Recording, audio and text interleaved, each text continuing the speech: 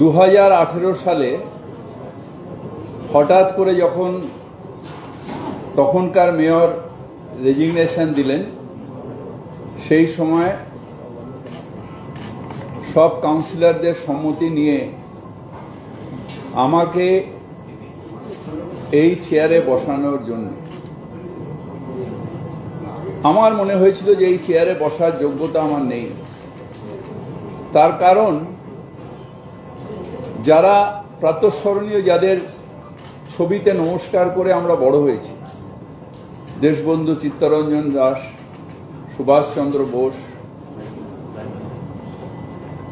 Doctor Bidhanchandra রায়, যাদের প্রণাম করে আমরা বড় হয়েছি, তাদের নখের যোগ্য হতে পারলে জীবনটা ধন্য হয়ে যাবে।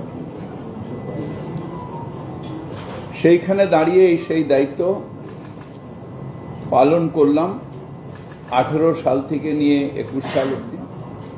21 সালে নির্বাচনে আবার মানুষ আমাদের সমর্থন করলেন এবং সেই থেকে নিয়ে আজ পর্যন্ত রয়েছে।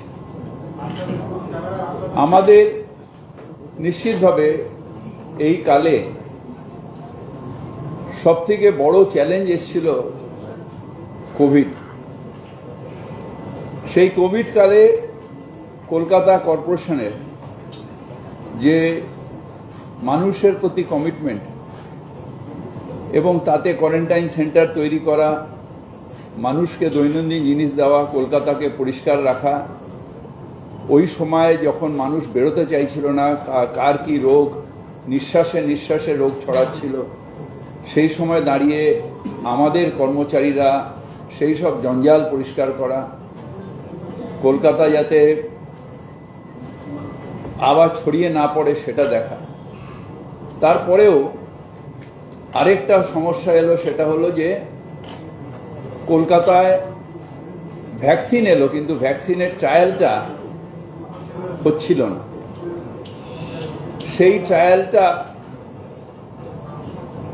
আমাকে যখন অ্যাপ্রোচ করলো, আমি বললাম আমি মহানাগরিক হিসেবে এটা আমার দায়িত্ব, কলকাতার মানুষকে যদি করোনা মুক্ত রাখা যায়, তার জন্য যদি আমার প্রাণ যায় যাক, আমি নিজের দেহে সেই ট্রায়ালটা নিয়েছিলাম।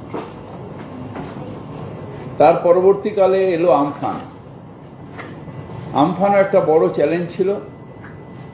ধন্যবাদ জানাই আমার সহকর্মী এবং কলকাতার কর্পোরেশনের প্রত্যেকটা স্টাফকে, প্রত্যেকটা সাফাই কর্মচারীকে, প্রত্যেকটা মানুষকে, প্রত্যেকটা পার্কস অ্যান্ড স্কোয়ারসের যারা আমাদের সাথে কাজ করেছে, যে আমফানে 3 দিনের মধ্যে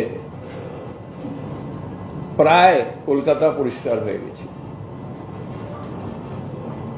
এইরকম প্রচুর চ্যালেঞ্জ ছিল, যেগুলো আমি মেয়র কালে চেষ্টা করেছি যে সেগুলোকে ঠিক করে যাতে আমাদের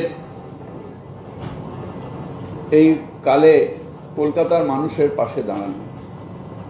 তার মধ্যে একটা বড় পদক্ষেপ নিশ্চিতভাবে আপনারা হয়তো মানবেন যে টক টু মেয়র। কলকাতার মানুষের সরাসরি সমস্যা শোনা এবং সেটাকে সমাধান করা, এই উদ্যোগটাও আমরা নিয়েছি এবং কলকাতার মানুষকে সেই জন্য ধন্যবাদ জানাই যে তাদের সমস্যা যতটা সম্ভব আমার নজরে এনেছে এবং আমি সমাধান করার চেষ্টা করেছি। এছাড়াও কতগুলো জায়গায় যেরকম আমাদের signature of display warranty period advertisement একটা পলিসি তৈরি করা হয়েছে। ঠিকা টেনেন্সির একটা, যেহেতু ইলিগাল বিল্ডিং বেশি হতো কোথায়, বস্তি এলাকায়, যেখানে ঠিকা পারমিশন পাওয়া যেত না, ঠিকা অফিসটাকেই আমরা কলকাতা কর্পোরেশনে নিয়ে এসেছি। অনেকটা টাইম লেগেছিল, নিয়ে এসে সেখানে ঠিকা অফিস থেকে এনওসি নিয়ে বিল্ডিং প্ল্যান, যাতে গরিব মানুষ ইলিগাল বাড়ি না করতে পারে, সেই কাজটাও আমরা করেছি। ঠিকার অ্যাসেসমেন্ট কালেকশনটাও আমরা করেছি। আমাদের বিল্ডিংয়ের যে স্যাংশনটা এটা অনলাইনে আমরা করেছি, কমপ্লিশন সার্টিফিকেটটা অনলাইনে করেছি। ইজ টু ডি বিজনেসে ওয়ান উইন্ডো সাবমিশন এবং পারমিশন অনলাইনে করেছি। টাইমলাইন প্রসিডিওর অফ স্যাংশন, যেটা বিল্ডিং প্ল্যানের রিডাকশন করার জন্য টাইমটা, সেটাও আমরা করেছি। Sanction of residential building up to 3 কাঠা, এটা আমরা 10 মিটার আমরা বলেছি যে আপনারা প্ল্যানটা অনলাইনে জমা দিয়ে শুরু করে দিন, আমরা অটোমেটিক স্যাংশন দিয়ে দেব। এছাড়া আমরা কিছু জায়গায় ক্রেজ বেবি কেয়ার করেছি, introduction of file tracking system কলকাতায় এনেছি, আইটিতে অনেকগুলো কাজ করেছি, বায়োমেট্রিক করেছি, আমাদের হোয়াটসঅ্যাপ অফ মেয়র করেছি, জিআইএস করেছি, রেস্টোরেশন অফ ওয়াটার বডি আমরা এসে করেছি হেরিটেজে, এয়ার পলিউশন কমানোর জন্য পার্কস অ্যান্ড স্কোয়ার্স করেছি। পার্কস অ্যান্ড স্কোয়ার্সে প্রচুর গাছ লাগানো হয়েছে আমফানের পরে। যে কাজগুলো আমি করে গেছি আর যে কাজগুলো করে যেতে পারলাম না, সেটাও আপনাদের বলি। আমরা ওয়াটার সাপ্লাইয়ের ক্ষেত্রে এসইউজিআর কাম বুস্টিং পাম্পিং স্টেশন আমার কালে 36টা করেছি, যার 215 কোটি টাকা ব্যয় হয়েছে। আমরা তক্তাঘাট জেটি ওয়াটগঞ্জে 15 এমজিডি করেছি। আমরা 35 এমজিডি গার্ডেন রিচে আমাদের জল বাড়িয়েছি, যেটা স্টেট গভর্নমেন্ট ফান্ড দিয়েছে। Laying on distribution of main line প্রচুর কলকাতায় আমরা করেছি। যে কাজটা এখনো শেষ করতে পারলাম না, সেটা হচ্ছে যে আরও প্রায় 38টা এসইউজিআর, যেটা কলকাতা কর্পোরেশনের অনগোয়িং চলছে, সেই কাজটা আগামী দিনে যারা দায়িত্ব নেবেন নিশ্চিতভাবে শেষ করবেন।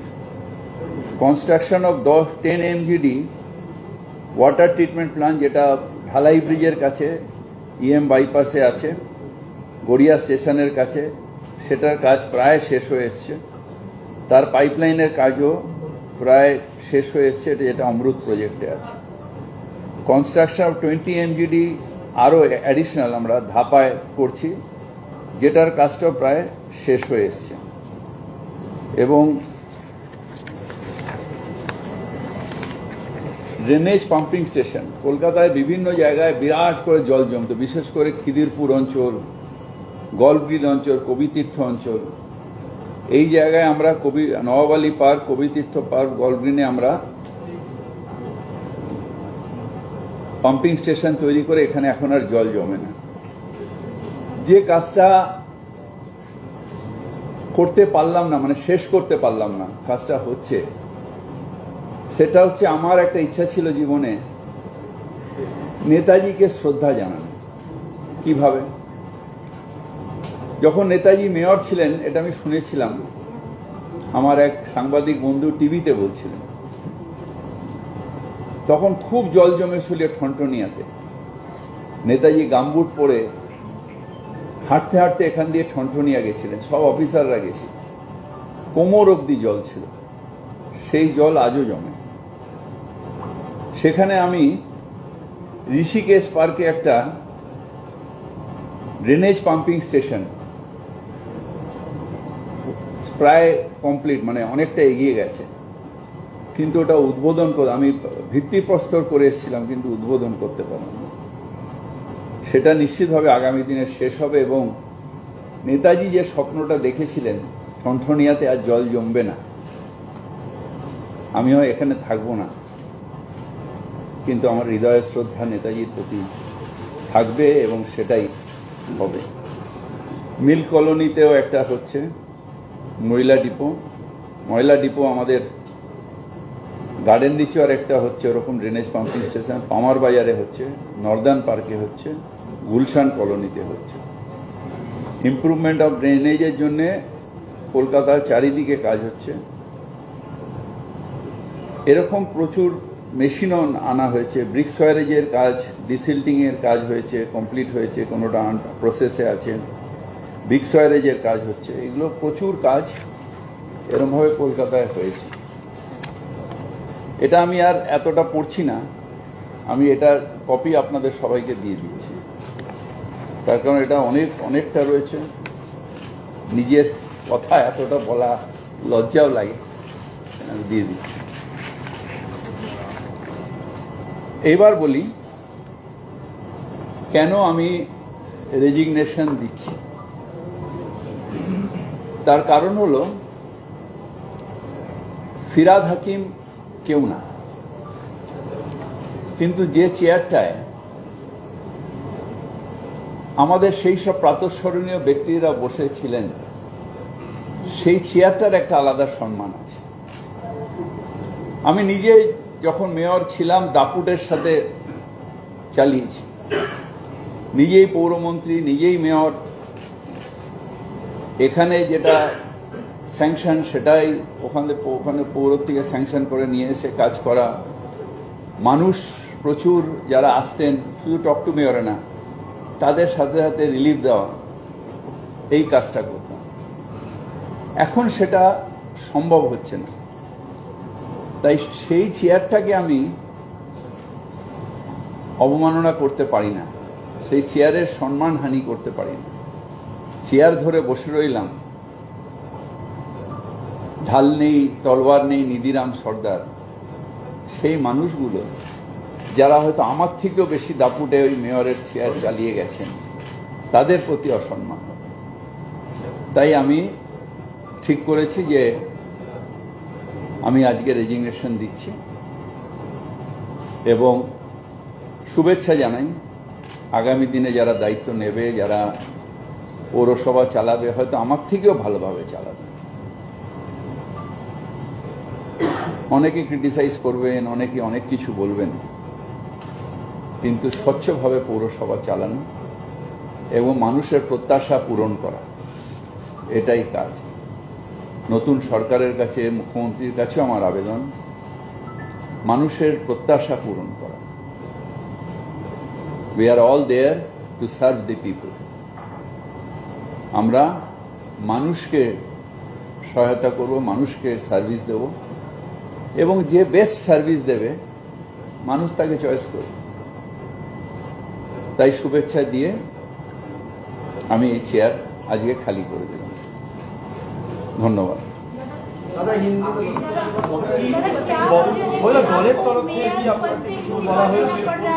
দলের তরফ থেকে আমি পারমিশন চেয়েছিলাম আমাদের নেত্রীর কাছে।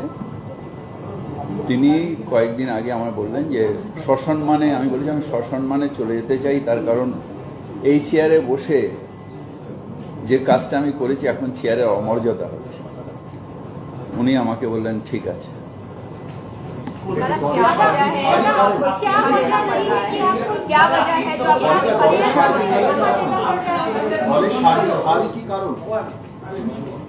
আমি আমার কথা বলছি, আপনি আপনার মতন নিজের ডেফিনেশন করে দেবেন সার্বিক হার কি কি ওইসব আমি জানি না। আমি যে কাজটা এই চেয়ারে বসে করছিলাম, যে কাজটা ইতিহাসে শুনেছিলাম, আমার যারা প্রাতঃস্মরণীয় ব্যক্তি যাদের আজকেও বেরোনোর আগে আমি মাথা ঠেকে নমস্কার করে বেরো, তারা যেভাবে কাজটা করেছিলেন হয়তো সেই মর্যাদা সেই চেয়ারের আমি এখন রাখতে পারছিলাম।